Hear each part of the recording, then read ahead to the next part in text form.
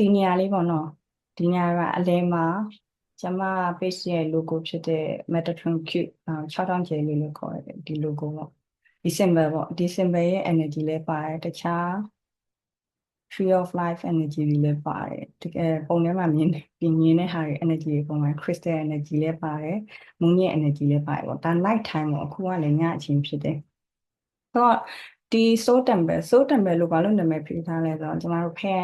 ဘာသာတရားအတိအကျလိုက်ပေါ့နော်ဟိုဖះအကြောင်းသွားတယ်ဖះသွားတယ်ဆိုလို့ရှိရင်စိတ်ထဲမှာဘယ်လိုခံစားရလဲအေးချမ်းသွားရဟလားအဲ့လိုမျိုးပဲကိုယ့်ရဲ့စိတ်ထဲမှာအေးချမ်းမှုတစ်ခုကိုပြန်လည်ရှာဖွေတယ်ဒီ space energy လေးရဲ့အကူအညီနဲ့ပေါ့နော်ဒီနေရာလေးမှာလာရောက်လာခုပြီးတော့မှဒီအေးချမ်းမှုကိုပြန်လည်ရှာဖွေကျမ post မှာပြောထားတဲ့အတိုင်း multi dimensional healing space ပေါ့ဘာဆိုလိုတာလဲဆိုတော့ဒီ space ရဲ့ energy ကိုခဏနေကြလို့ရှိရင်ကျွန်းလောက်ပြီးမှဖြစ်တယ် multi dimensional ဆိုတာရဲ့သဘောကအချိန်မျိုးနေရာမျိုးဆိုတော့ကျမတို့အပြင်မှာပေါ့နော် physical ဆိုလို့ရှိရင်ဥမာပေ15ပေ15ပေအခန်းထဲမှာဆိုလို့ရှိရင်လူဘယ်နှစ်ယောက်ပဲဆက်မယ်လူ10ယောက်လောက်ပဲဆက်မယ်ဟုတ်လားအဲ့လိုမျိုးအကန့်အသတ်ရှိတယ်ဒါပေမဲ့ multi dimensional ဆိုရတဲ့သဘောကဥပမာဒီထဲကအကူတယောက်ကဒီအလဲကား table ရဲ့ဘယ်ဘက်မှာထိုင်နေဆိုလို့ရှိရင်နောက်ထပ်တစ်ယောက်ကအဲ့နေရာမှာထိုင်နေတယ်ဆိုရင်လည်းရတယ်။ဘာလို့လဲဆိုတော့လူတစ်ယောက်နဲ့တစ်ယောက်ကမြင်လာခြင်းပုံဖော်တာခြင်းအချိန်ပေါ့နော်။အချိန်ရယ်နေရာရယ်မတူဘူး။တစ်ယောက်နဲ့တစ်ယောက်ရှုထောင့်နေလည်းမတူဘူး energy တွေလည်းမတူဘူး။ဒီ space ရဲ့ energy ကလည်းအများကြီးရှိတဲ့အတွက်ဆိုတော့ space ထဲမှာပဲကိုကြိုက်တဲ့နေရာမှာဝင်ပြီးတော့နေရာယူလဲရတယ်။ကိုတယောက်တည်းဒီ space တစ်ခုလုံးမှာနေရာယူထားမယ်ဆိုရင်လည်းရတယ်။လွတ်လွတ်လပ်လပ်နေလွတ်လွတ်လပ်လပ်ပေါ့နော်တော့ဗီဒီယိုပိတ်ထားလို့ရတယ်ဥပမာကိုလဲကျင်လည်းရတယ်ကြောင်းမိချင်လည်းရတယ်ခုရေတောက်ပြီးသားပြီဆိုလို့ရှိရင်ကိုတက်တောင့်တက်တာဖြစ်တဲ့အနေအထားမှာနေပေါ့နော်ကိုတက်တောင့်တက်တာအဖြစ်ဆုံးအနေအထားမှာနေကိုတက်တောင့်တက်တာအဖြစ်ဆုံးအနေအထားမှာနေလဲနေမယ်ဆိုရင်တော့ကြောရုံမမတ်လေးတစ်ဖြောင်းလို့ပေါ့နော်ကိုတက်တောင့်တက်တာဖြစ်တဲ့အနေအထားမှာနေပြီးတော့အခု energy cleansing အရင်လုပ်ပြီးမယ် energy cleansing လုပ်နေတော့မှကိုတက်တောင့်တက်တာဖြစ်တဲ့အနေအထားမှာနေဆိုမဲ့တက်နိုင်ဆုံးငြိမ်ငြိမ်လေးနေလို့ရှိရင်ပိုကောင်းတယ်နော်ကိုကဥမာဘေးကလူနဲ့စကားပြောနေရတယ်ထပြီးတော့ဟိုတကူတော်လိုက်ဒီကိုပြန်လာလိုက်ဆိုကိုအတွက်လည်းအနားမရဘူးလေဟုတ်တယ်နော်တော့ရပြီဆိုလို့ရှိရင်ဝင်လေထွက်လေလေးကို9မိနစ်လောက်ရှိမယ်ပေါ့နော်တစ်ချိန်တည်းမှာကျမက energy cleansing လုပ်ပြီးမှအသက်ကိုပထမဆုံး3ချက်လောက်အားရပါရရှူလိုက်မယ်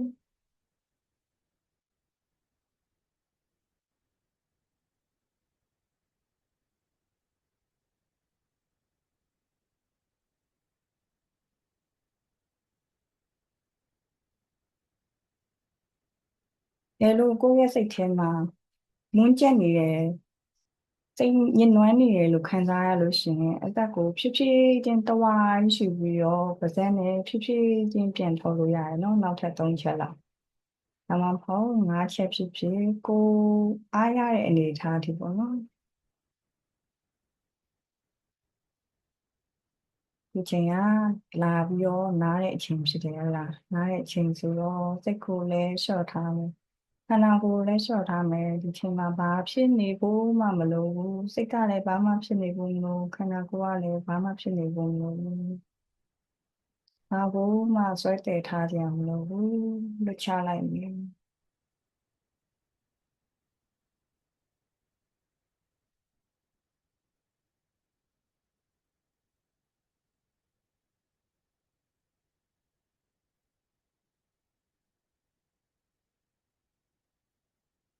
တက်ကိုပုံမှန်လေးရှူပြီးတော့နာသီးဝလေးမှာလေးလေးဝင်လာတာလေးလေးထွက်သွားတာကိုသိနေမယ်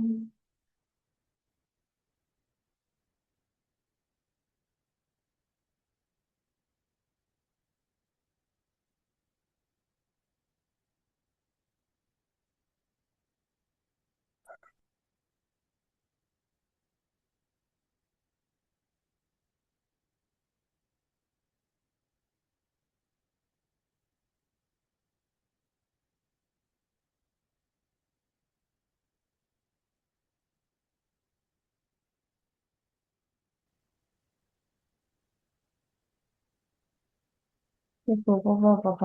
ထားပြီးတော့ဒီလေလေးဝင်လာလေလေးထွက်တော့တာဒါလေးကိုပဲသိနေမယ်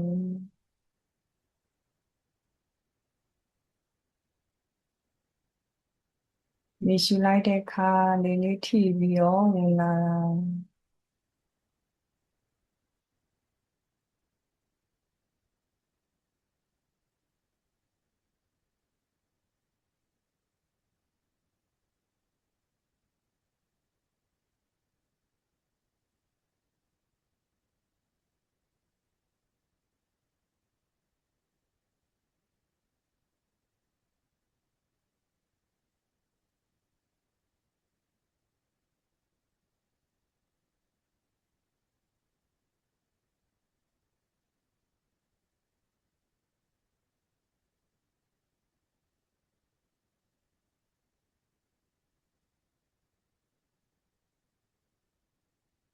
လေဝင်လာတာလေထိပြီးတော့ပြန်ထွက်သွားတာဒါလေးကိုပဲသိနေမယ်ဒီတစ်ခုပဲကိုပဲလုံးမယ်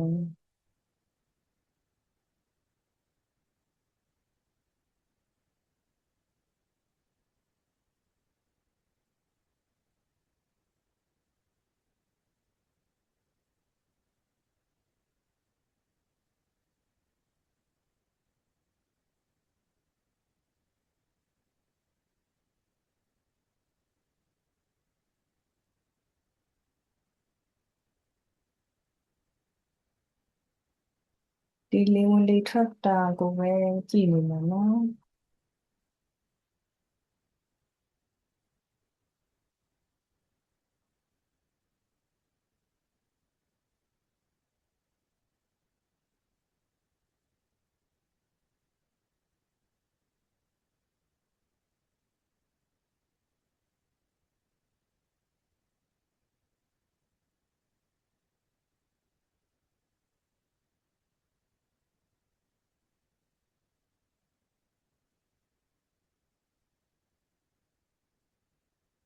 ဒီလေးထွက်သွားတာ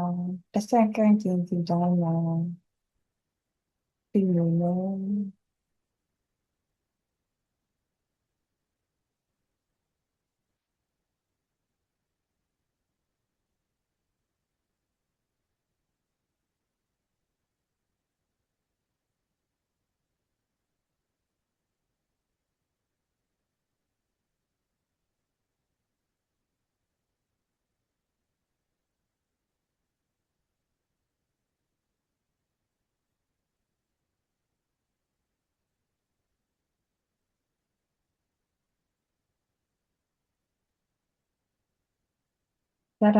ဇာတိုင်းပြီးနေလို့နော်လေရဝင်လာရင်လည်းဇာတိုင်းဝင်လာဆက်သွားရင်လည်းဇာတိုင်းဆက်သွားတာ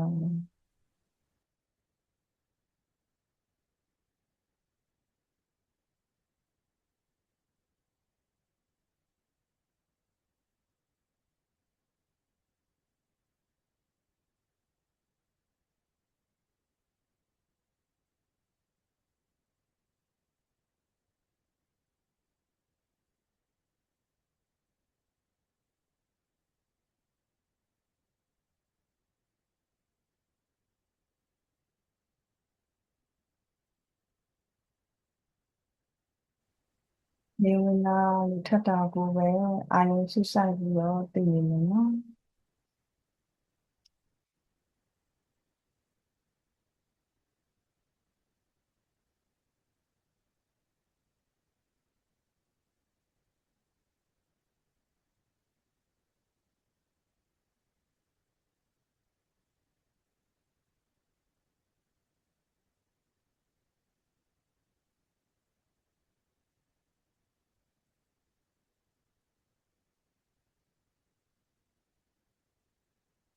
နောက်ထပ်2 မိနစ်ကျော်လေးပဲစက်ပြီးတော့သိနေမယ်ပို့ပြီးတော့အာရုံစိုက်ပြီးသိနေမယ်နော်လေဝင်လာထွက်သွားတာ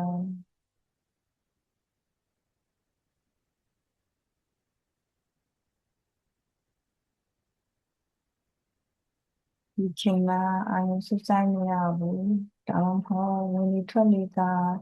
မြင်သာလုံးငယ်ဆိုလို့ရှိရင်အသက်ကိုခပ်ပြင်းပြင်းနဲ့၃ချက်လောက်ရှူလိုက်နော်ရှူလိုက်တဲ့တောက်လျှောက်တည်နေမယ်အိမ်ညာကိုထိပြီးဝင်လာလဲထိပြီးပြန်ထွက်သွားတာတည်နေမယ်နော်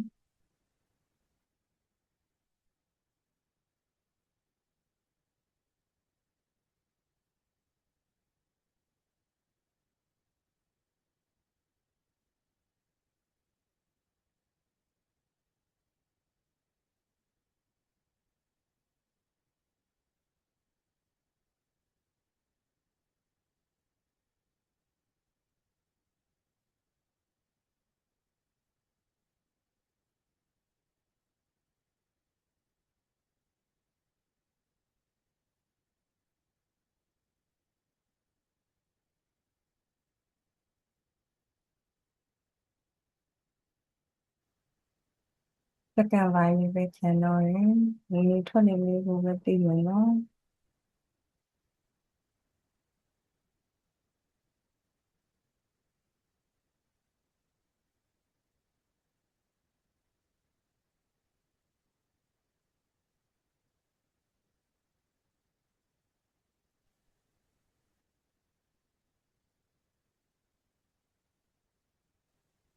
ပါဒီထွက်တာတောက်လျှောက်သိနေမယ်စက္ကန့်ပိုင်းလေးပဲကျန်တော့ရင်နော်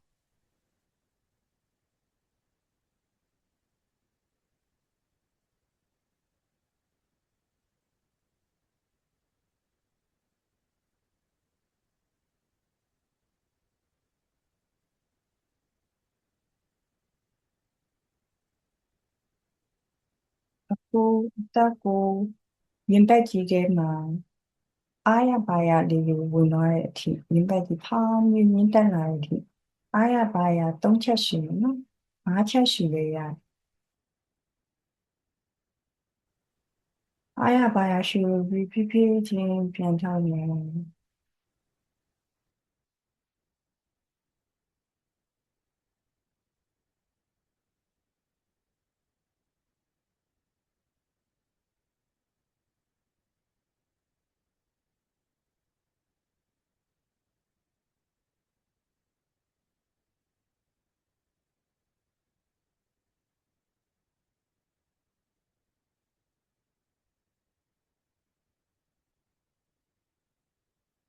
ပြီးရင်မျက်စိဖွင့်လို့ရတယ်နော်မျက်စိဖွင့်ပြီးတော့ကျမတို့ရေနောက်ထပ်တစ်လုံးလောက်တောက်မယ်ပေါ့နော်ဒီတစ်ခါလဲခဏလိုပဲရေနဲ့ကိုယ့်ရဲ့အဲရှာနဲ့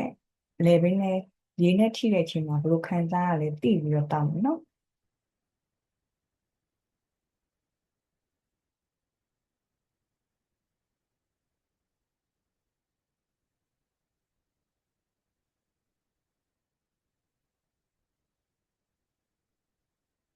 နော်ရေတောက်ပြီးပြီဆိုရင်ပုံလေးကိုကြည့်မယ်ပေါ့နော်ပုံအားလုံးမြင်ရရင်တော့ပုံလေးကိုကြည့်ပြီးတော့ကိုကြိုက်တဲ့နေရာယူမယ်ပေါ့နော်ဒီထဲမှာလဲလို့လည်းရတယ်ဘူးမှလည်းမမြင်ရအောင်လေကိုယ့်ရဲ့ space နဲ့ကိုယ်နဲ့ဟုတ်လားလဲလို့လည်းရတယ်မိလို့လည်းရတယ်ခေါင်းအုံးအိတ်လို့လည်းရတယ်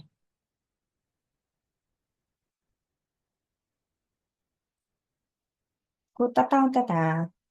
ဖြစ်ပြီဆိုလို့ရှိရင်ဒီ space လေးထဲမှာနေရာယူနော်ကိုကြိုက်တဲ့နေရာမှာနေရာယူပြီးနာ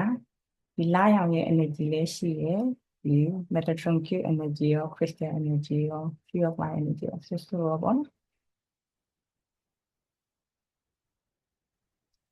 ဒီမှာတော့အတက်ကို3ချိန်ခေါ်ရလို့ရှိရင်ဖြည်းဖြည်းချင်းကြုံရှောင်းနော်ညလျှော့ခြင်းကတကူလုံးကိုလျှော့ချပြီးမယ်တကူလုံးကိုလျှော့ချပြီးနော်ပခုံးလေးမျက်နှာလေးဘုံပိုင်းပြီးခြေရအကောလုံးလျှော့ချပြီး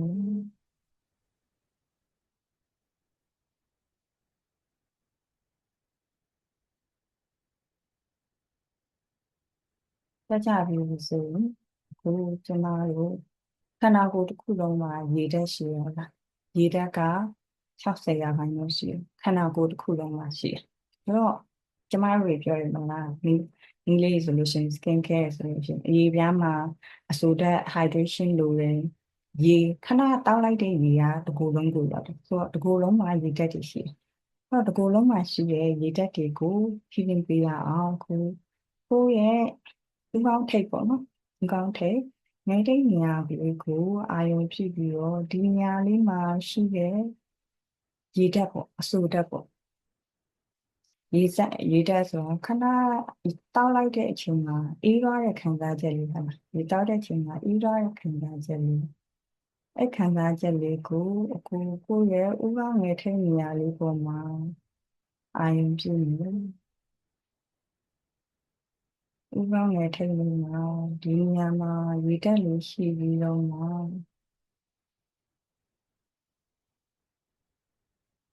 ရေဓာတ်လေးရှိနေတာကိုအသိအမှတ်ပြုဖို့နော်စိတ်ကလေးလျှော့ထားမယ်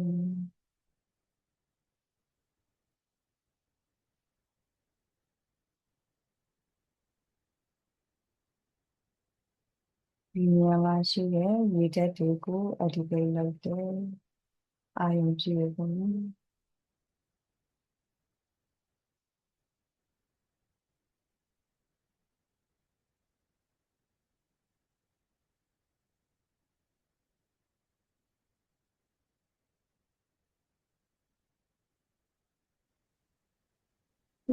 လုံးလေးခံစားရတာလည်းဖြစ်နိုင်တယ်အေးသွားတာကိုခံစားရတာလည်းဖြစ်နိုင်တယ်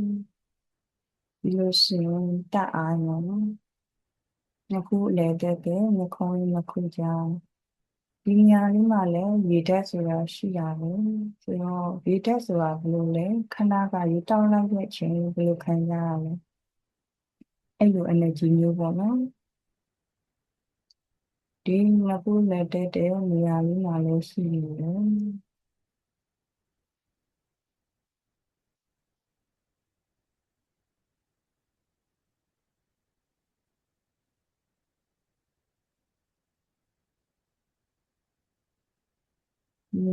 ညာဘက်မျက်လုံး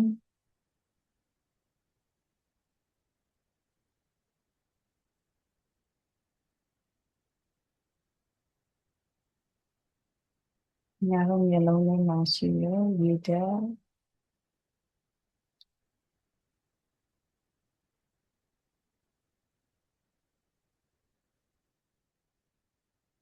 ဘယ်ဘက်မျက်လုံးလေးမှာရှိရရေဓာတ်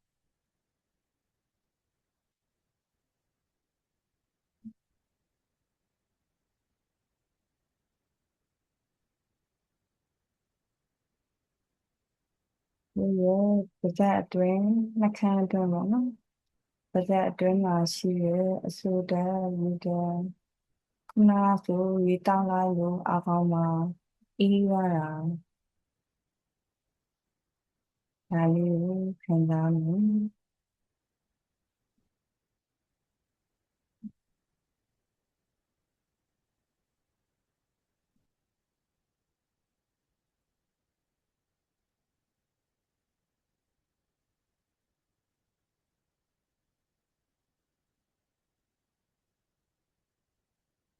ကိုယ့်ရဲ့လေပင်မှာရှိရအစာမျိုးကျွန်းလေပြွန်ဒါတွေမှာလည်းရေဓာတ်တွေရှိနေတယ်ရေဓာတ်နဲ့ဖွဲ့စည်းထားတာဖြစ်တယ်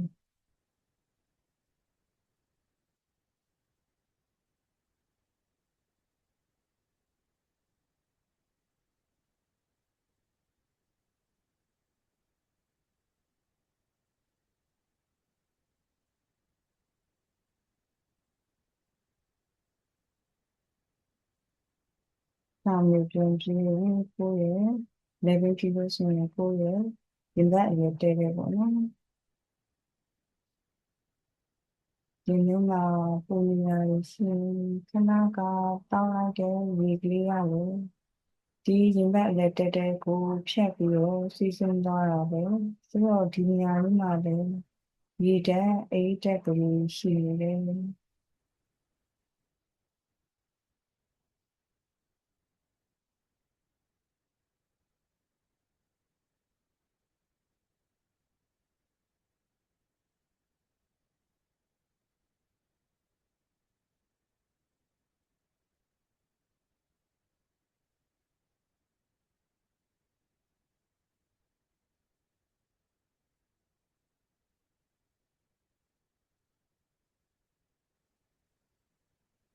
ကိုလျှော့ထားမယ်နော်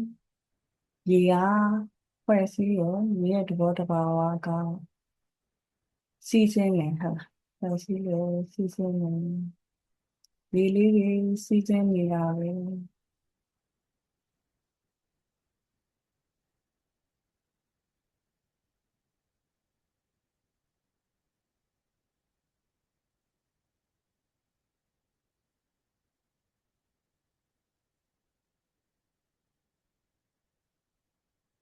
ကိုရော1 by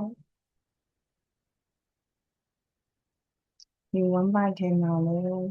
ဆိုတဲ့ရေဓာတ်တွေရှိတယ်အဆိုင်လည်းရေရလည်းရောက်တာပဲနာတားလိုက်တဲ့ရေရဲ့အိတ်တက်ကလေးကဒီအထိရောက်တာပဲ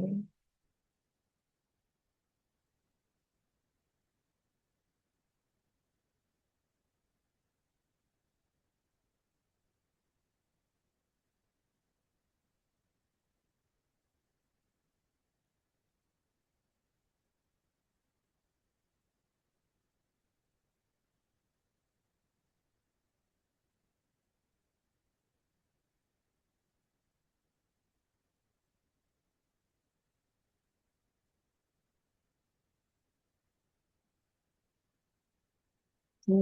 ကိုရောစီခုံပိုင်းဒီနေရာမှာ letter CH ရေတောင်းလိုက်တယ်ဆိုလို့ရှိရင်ရေတောက်ပြီးတော့ဘာဖြစ်လဲပြန်ပေါက်တယ်ပြန်ဆွန့်တယ်ပေါ့နော်တော့တောင်းလိုက်တဲ့ရေတွေကတကူလုံးမှာလိုအပ်တဲ့နေရာတွေပို့လို့ရှိရင်ဒီနေရာမှာပြန်လာစီတယ်ဒီနေရာလေးမှာလည်းရေဓာတ်တွေရှိတယ်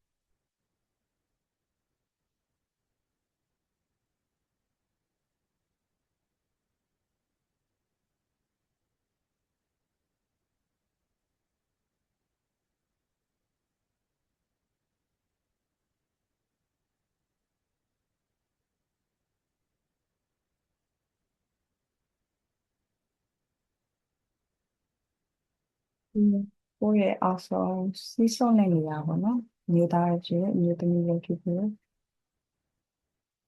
စီးသွားရဲ့နေရာစီးဆိုတာလည်းရေပဲလားရေရဲ့သဘောတဘာဝပဲအရေးပဲဆိုတော့ဒီနေရာမှာလည်းရေဓာတ်လေးရှိတယ်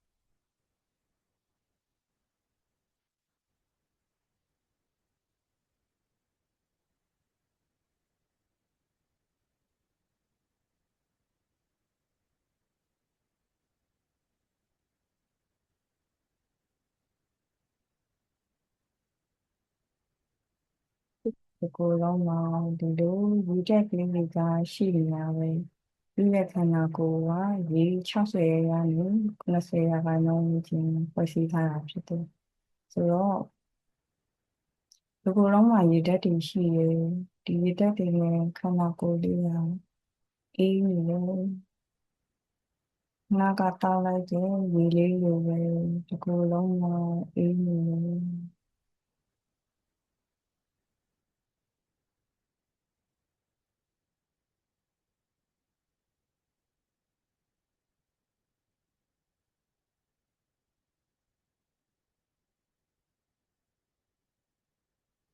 စိတ်ကလေးကိုလျှော့ထားတယ်ဒီ water element နဲ့ energy ကိုက်တဲ့ crystal symbol တွေရောနားရဲ့ energy ပေါ့နော်ဒါကြီးအကုန်လုံးကကိုယ့်ရဲ့တစ်ခုလုံးမှာရင်းနဲ့အတူစီးဆင်းနေတယ်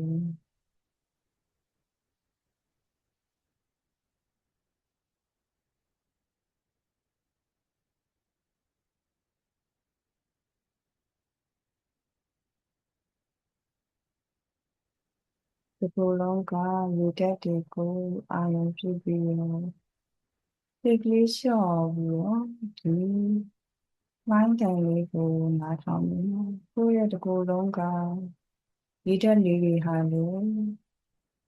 vibrate ဖြစ်နေတာတုံ့ခါနေအဲ့ဒါဆိုတော့ဒီရေဓာတ်ကလေးတွေရဲ့အေးမြမှုကိုအတန်နဲ့တွဲဖက်ပြီးတော့ energy ကိုလက်ခံတယ်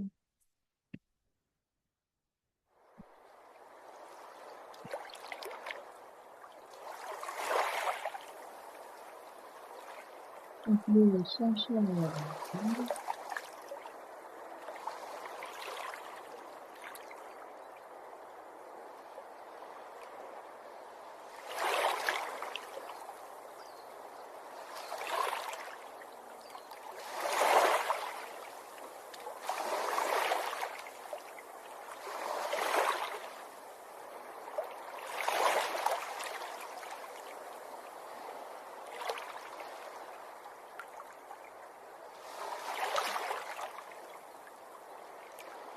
在你们听的是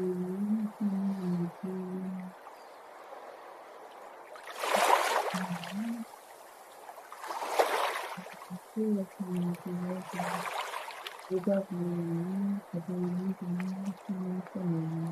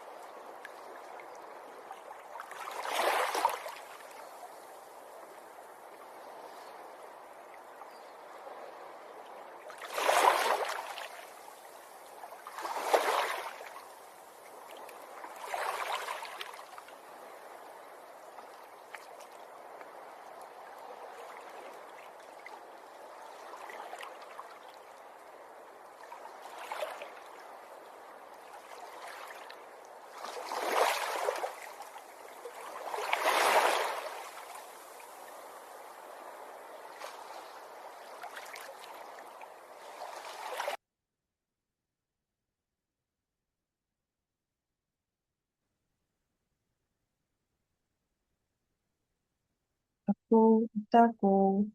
ရင်ပတ်ကြီးထဲမှာအားရပါရလေးတွေဝင်သွားတဲ့အထိရင်ပတ်ကြီးဖောင်းပြီးမြင့်တက်လာတဲ့အထိအားရပါရ၃ချက်ရှိတယ်နော်